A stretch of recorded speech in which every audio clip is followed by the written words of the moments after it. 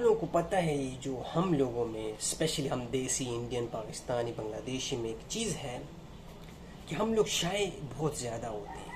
हम घबराते हैं कि ये दोनों मतलब मेल और फीमेल लड़के और लड़कियों में दोनों में चीज़ें पाई जाती हैं कि हम घबरा जाते हैं या हम डर जाते हैं कि भाई अभी लड़की से मैं क्या बात करूँगा। एक्चुअली इसके पीछे थोड़ा सा एक बैकग्राउंड है जो मैंने बहुत ज़्यादा क्लोजली फील किया था। वो है हमारी अपब्रिंगिंग। एक्चुअली हमारे बचपन में जो हमारे माँ बाप होते हैं या हमारे बड़े बूढ़े होते हैं वो हमेशा दोनों रिलीजन में मुस्लिम में और हिंदू में इसको टैबू समझा जाता है कि आप किसी गैर मर्द या गैर औरत से बात करते हैं। Really literally you will see this practice in very common हम लोगों के माशरे में कि वो बेटा को बोलेगा बेटा देख उस औरत तो वो तुम्हारी कोई रिश्तेदार वो तुम्हारी बहन थोड़ी तुम उससे बात करते हो, वो गैर मर्द है ना महरम है और यही चीज़ें आप रियली देखेंगे एक्चुअली में हिंदू कल्चर में भी ये है कि औरतों से ज़्यादा गुरबत सॉरी करीबनेस द क्लोजनेस इज़ बैड। लेकिन क्योंकि because like I told you the माशरा और जो आजकल का एनवायरनमेंट है, जो आजकल की जो स्टडी शो कर दी वो ये कर दी कि ये दोनों मेल एंड फीमेल इस माशरे का हिस्सा है।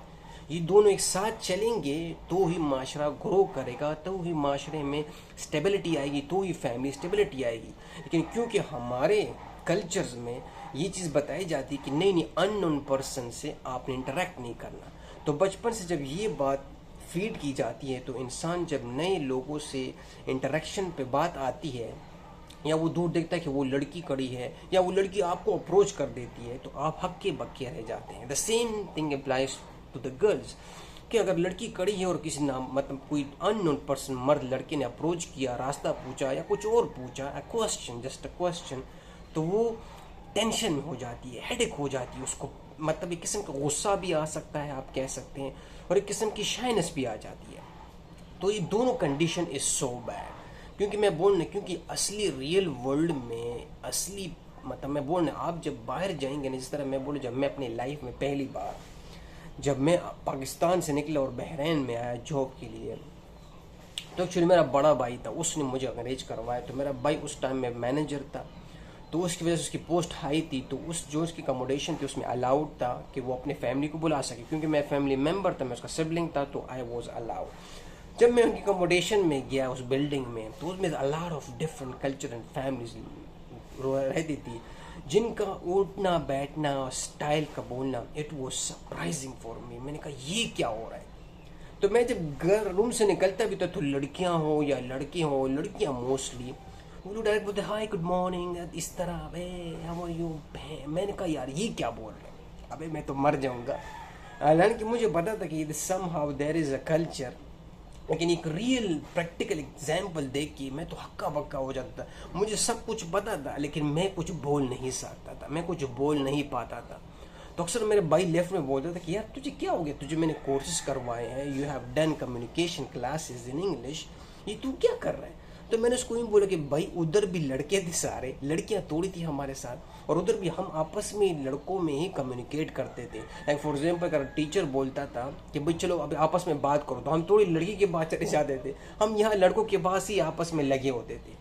तो वहाँ जो कल्चर था ना, because of the culture, because of the upbringing, उसकी वजह से हमें कन्फ्यूजन हो जाती है, उसी की वजह से हमारा इंफॉर्मेशन मिसकनेक्टेड हो जाता है। तो वो ऑटोमेटिकली आप पे डर, खौफ, ये सब कुछ इतना ज़ोर से आता है ना कि इंसान कभी कभी समझ नहीं पाता है। वो कुछ और आंसर ढूंढ रहा होता है, लेकिन एक्चुअली में आंसर यही होता है कि वो क्योंकि आपके दिमाग में बचपन से ये फीड की जाती है कि बेटा इन लोगों से बात नहीं करना, इट्स रॉन्ग, बुरी बात है। आप लड़कियों से क्यों बात, आप उस आंटी, यकीन करें आप उस आंटी से बात क्यों की, आपने उस आंटी का हेल्प। मैंने ऐसे ऐसे चीज़ें अपनी लाइफ में देखी कि अगर मैंने किसी फैमिली का हेल्प किया, लाइक वो पड़ोसन तो नहीं कैसे थोड़ा दूर है, तो कभी कभी उनका जो बेटा है या वो नहीं है, वो चले गए हैं यूरोप में थे, बाहर थे, तो जब हम उनकी हेल्प करते थे शाम को, उसको पता है कि बेटी यहाँ लड़के आएंगे खेलने के लिए, तो वो बोलते कि बेटा आप ज़रा मेरे लिए दूध ले आओ, बेटा अंडा नहीं अंडे ले आओ, रोटियाँ ले आओ बेटा रात के लिए, तो हम करते थे।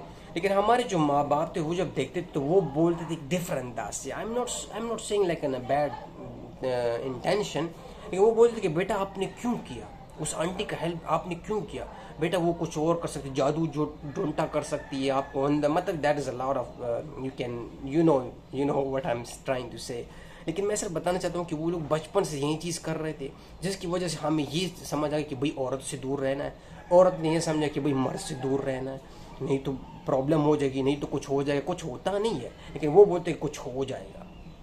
इसी वजह से जब वो लोग आगे बढ़ते हैं, रियल लाइफ में फेस करते हैं, तो रियल लाइफ में इन दोनों के सिवा कोई और होता ही नहीं है। जॉब में ले लें, फिर यूनिवर्सिटीज़ में ले लें, आप इसके अलावा अपने पूरे लाइफ एक्सपीरियंस में ले लें, औरत और मर्द का होना लाजिम होता है मार्केटों में, जगहों में, तो ये सब कुछ होता है उधर। तो इसीलिए इस चीज़ को हटाने के लिए, इस चीज़ को इग्नोर करने के लिए सबसे बेस्ट तरीका यही है कि पहले हमें इस बात को समझना पड़े कि भाई एक्चुअली में ऐसी कोई चीज़ है नहीं, लेकिन क्योंकि ये मेरे दिमाग में है तो इसको पहले साफ करना है। मुझे याद है मैं वो स्टार्ट में मेरे जो 2-3 साल थे ना बिलीव में, जब मैं बहरैन गया था तो इतनी बैड एक्सपीरियंस था विद द फीमेल्स स्पेशली। तो एक काम हो कि मुझे एक जगह में जॉब मिल गई जो थी जर्मन कंपनी, तो उसमें आदमी था और उसकी बहन थी जो दोनों हेड थे कंपनी के, जो चलाते थे। तो जो आदमी आता था मैं उससे अच्छी खासी बातें करता था, गपशप लगाता था, लेकिन जब उसकी बहन आती थी हमें कोई गाइडेंस देती थी या कोई सवाल करती थी तो मैं उससे बात नहीं कर पाता था, मैं शाइनेस फील करता था, तो मैं जवाब और सवाल नहीं करता था। तो जो जर्मन की बहन थी, वो लड़की थी, उसने ये फील किया कि कुछ मेरे स्टाफ में स्पेशली ये लड़का, इसको इंग्लिश नहीं आती है, ना समझ आती है, तो क्यों ना हम ऐसे अरेंज करते हैं कि कोई इंग्लिश के कोर्स अरेंज करते हैं कि हमारी लड़की कम्युनिकेशन में अच्छे हो जाए, तो फिर हमारे मतलब जो फील्ड है वो भी अच्छा हो जाएगा। वो जर्मन इस लिहाज से ले गई कि भाई ये लड़के वीक है, स्पेशली उसको पता था कि ये लड़का बिल्कुल बात नहीं करता है, what's the reason, he is hard working, we need this guy. तो जब उन लोगों ने टीचर अरेंज किया तो टीचर ने जब सबको बारी बारी बुलाने लगा, इंग्लिश उसके फिर लेवल्स लगाने गया, तो कैन यू बिलीव दैट उसने मेरा लेवल ऑलमोस्ट टॉप पे लगा दिया कि भाई in communication he is very good. और क्योंकि मैंने कम्युनिकेशन क्लासेस ज्वाइन की थी उधर पाकिस्तानी से मैंने शुरू की, मेरे भाई ने बोला कि अपने इंग्लिश पे थोड़ा काम कर लो, it's good for the future. तो मैं वहाँ पे बोलने था, तो वो जितने सवाल मुझसे इंग्लिश में कर रहा था उसका जवाब मैं बिल्कुल परफेक्शन में दे रहा था। फिर जब रिजल्ट आया 2 दिन बाद जर्मन के पास और भी उसकी बहन के पास, उन लोगों ने जब देखा उसने बोला what the hell, Imran is on level 5। तो उसने उसको बोला कि भाई ये क्या, फिर उस भाई ने उसको बोला कि वो इतना तुमसे बात नहीं करना चाहता। आई मीन वो इतनी बड़ी खिचड़ी बन गई ना।